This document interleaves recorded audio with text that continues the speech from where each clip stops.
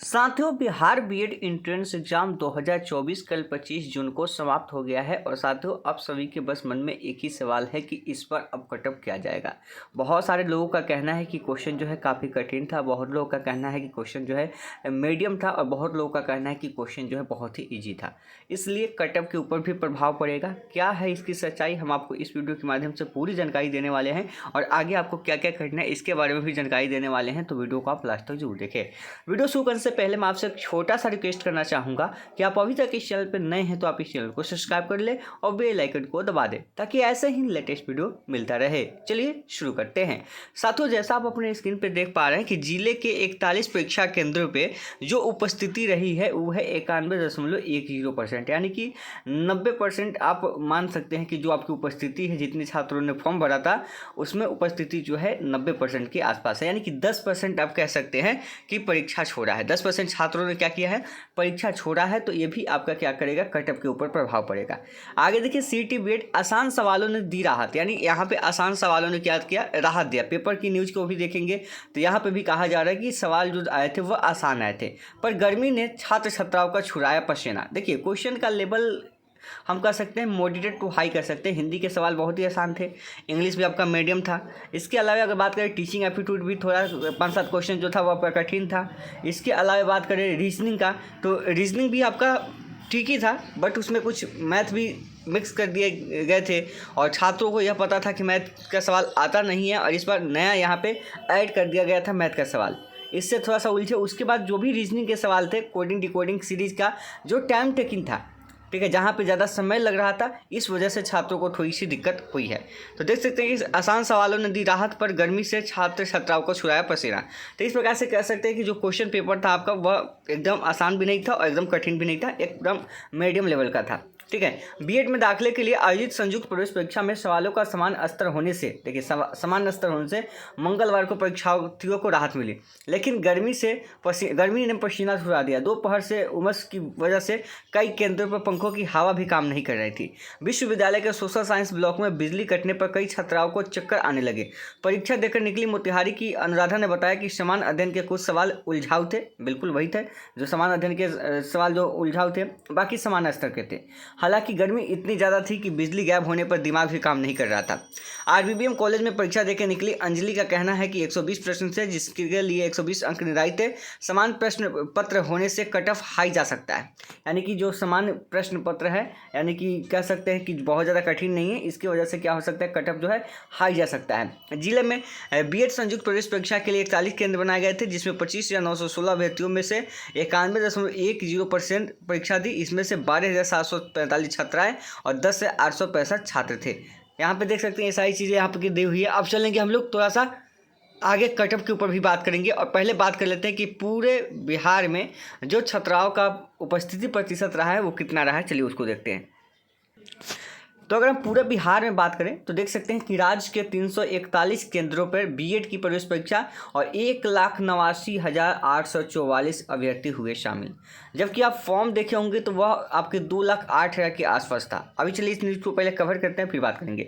बिहार राज्य स्तरीय 2 वर्षीय बीएड एवं शिक्षा शास्त्री में प्रवेश के लिए संयुक्त प्रवेश परीक्षा सीटी बीएड 2024 पूरे प्रदेश में शांतिपूर्ण एवं सुचितापूर्ण तरीके से संपन्न हुई।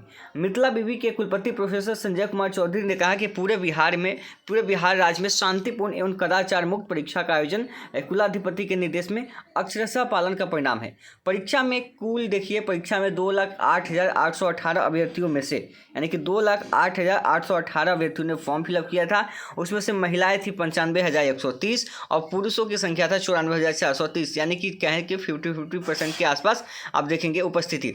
और इनकी उपस्थिति जो थी कितनी, 95,130 महिलाएं थी और 94,400 पुरुष थे। इस प्रकार से कुल प्रतिशत की बात करें तो 90.91% यहाँ पे अभ्यर्थी जो है शामिल हुए परीक्षा में।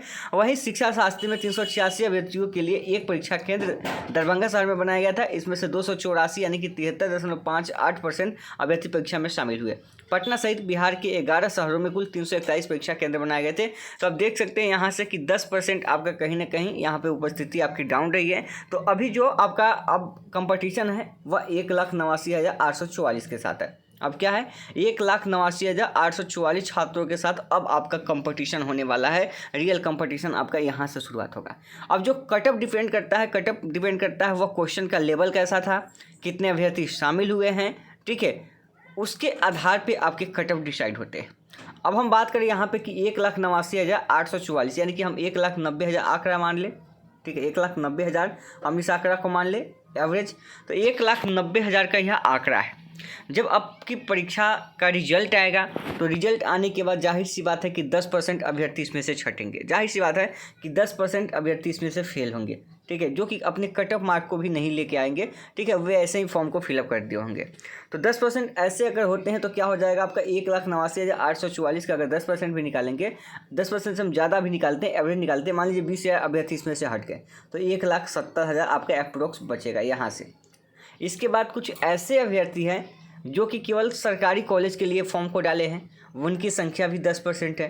क्या है, उनकी संख्या भी 10% है जो कि केवल सरकारी कॉलेज के लिए ही फॉर्म डाले हैं, उनको सरकारी कॉलेज नहीं मिलेगा, वे एडमिशन नहीं लेंगे, इस बात का भी आपको ध्यान रखना है। उनकी संख्या भी 10% होगी, यानी कि इसमें से अगर 17,000 माइनस कर दे, हम ओवरऑल टोटल का माइनस करेंगे तो 20,000 और भी माइनस करते हैं तो ये आंकड़ा आपका कितना आता है, 1,50,000 पे आता है।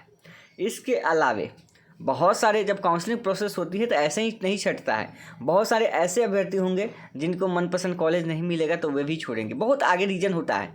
वैसे ही आपकी कंपटीशन वहाँ पे घटती चली जाएगी और वहाँ पे देखेंगे तो देखिए जो मारामारी होता है आपका अधिक से अधिक मारामारी आपको देखने को मिलता है गवर्नमेंट कॉलेज के अंदर, क्योंकि गवर्नमेंट कॉलेज की सीटों की संख्या कम है तो वहाँ पे कंपटीशन आपको अधिक दिखता है। लेकिन प्राइवेट कॉलेज में भी होता है कि देखिए किसी का अगर 50 नंबर भी है तो प्राइवेट कॉलेज में हो जाएगा और किसी का 70 नंबर भी है तो प्राइवेट कॉलेज में नहीं होगा।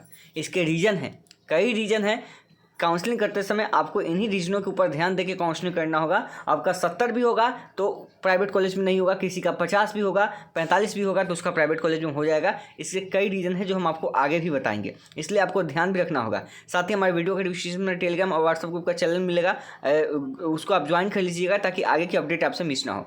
तो 1,50,000 के आसपास यह आंकड़ा अभी तक है जो बता रहे हैं, अभी भी इसमें डाउन होगा। पूरा एनालिसिस अभी हमने किया नहीं है, पूरा एनालिसिस के साथ हम कल हो सके तो एक आपको वीडियो देंगे जिसमें हम आपको कैटेगरी वाइज भी कट ऑफ बता देंगे, जो संभावित कट ऑफ होगा कि आपका गवर्नमेंट कॉलेज के लिए कितना कट ऑफ जाएगा, प्राइवेट के लिए कितना जाएगा, क्योंकि हमने पोल लगा दिया अपने चैनल पे। टेक स्टडी अब हमारा चैनल है, इस पर हमने क्या किया है, पोल लगा दिया। जाइए आप कम्युनिटी पोस्ट में और जाके पोल दीजिए कि आपके कितने नंबर आ रहे हैं। देखिए कोई भी डेटा जब हम लोग तैयार करेंगे संभावित कट ऑफ भी, तो आप सभी के पोल के आधार पे ही करेंगे, नहीं तो हमें क्या पता है कि कितने छात्रों ने कितना स्कोर लाया है, या किसी को क्या पता है। तो कोई भी पोल के आधार पे ही एक एक्सपेक्टेड कट ऑफ तैयार किया जाता है और एक्सपेक्टेड कट ऑफ तैयार करने के लिए कई बातों को ध्यान में रखना होता है, जिन बातों पे हमारी ध्यान अभी है। और कल तक यानी कि एक दिन कम से कम पोल चलेगा और कल हम इस पर एक्सपेक्टेड वीडियो के ऊपर एक कट ऑफ लेके आएंगे जिसमें आपको बता देंगे कि कितना कट ऑफ आपका जाएगा। अभी के क्वेश्चन के अकॉर्डिंग देखेंगे तो गवर्नमेंट कॉलेज वाले की ज़्यादा मारामारी है, तो उनके कट ऑफ की बात करें तो आपका कट ऑफ जो है 80+ ही जाएगा, ध्यान रखिएगा, यानी कि 80+ ही जाएगा, 85 जाए या उसी के आसपास आपका रहेगा, क्योंकि कट ऑफ आपका गवर्नमेंट कॉलेज का कम नहीं रहेगा। इस बात को भी आपको ध्यान में रखना है कि गवर्नमेंट कॉलेज का जो कट ऑफ होगा वो बिल्कुल कम होगा। आप लोग सोच रहे होंगे तो वैसा कुछ भी नहीं है। कितने गवर्नमेंट कॉलेज है, कहाँ का कट ऑफ कितना जा सकता है, इसके ऊपर भी हम आपको वीडियो बना के बताएंगे। वही प्राइवेट की बात करें तो जो भी क्वालिफाई मार्क्स है, 42 नंबर है जिनका पास मार्क्स है, उससे अधिक है तो उनकी संभावनाएं है कहीं ना कहीं उनका एडमिशन होगा। इस बात का ध्यान रखना है। बस आगे की जो प्रोसेस होगी जो हम आपको बताएंगे उसको फॉलो करना होगा, ठीक है, इस बातों का ध्यान रखना है। तो कल हम आपको एक्सपेक्टेड कट ऑफ का वीडियो देंगे जहां पे आपको बता देंगे कि कौन से कैटेगरी का आपका कितना कट ऑफ जाने वाला है, ठीक है, EWS का क्या होगा, जनरल का क्या होगा, BC का क्या होगा, ABC का क्या होगा, सबका बताएंगे आपको अलग अलग। गवर्नमेंट कॉलेज का क्या होगा, प्राइवेट का क्या होगा, कंस्टिट्यूएंट का क्या होगा, सबका लिस्ट हम कल जारी करेंगे आपको, ठीक है। तो कल आप ज़रूर देख लीजिएगा और थोड़ा सा वेट कीजिए। इतनी जल्दबाजी में कोई भी कट ऑफ आपको बता रहा है तो कहीं ना कहीं आपको भ्रमाने की कोशिश करें। जब तक हमारे पास डाटा नहीं आएगा हम किस आधार पर एक्सपेक्टेड कट ऑफ तैयार करेंगे, ये चीज़ भी आपको समझने की ज़रूरत है, ठीक है। तो जो भी 80+ है अभी तो ध्यान रखिएगा कि अभी आपका फाइनल आंसर की नहीं आया है। जब फाइनल आंसर की आएगा तब आपको देखना है कि अभी जिसका 90 है ना, फाइनल आंसर की आएगा तो घट के वो 80 हो जाएगा या 85 हो जाएगा या 92 हो जाएगा, कुछ भी हो सकता है। जब तक फाइनल आंसर की आने का इंतज़ार कीजिए आप लोग। फाइनल आंसर की आपको आज मिल जाना चाहिए। देखिए क्या करता है, जैसे अपडेट आएगी हम आपको बताएंगे नेक्स्ट वीडियो के माध्यम से। तो वीडियो देखने के लिए बहुत बहुत धन्यवाद और मिलते हैं नेक्स्ट वीडियो में नई अपडेट के साथ। धन्यवाद।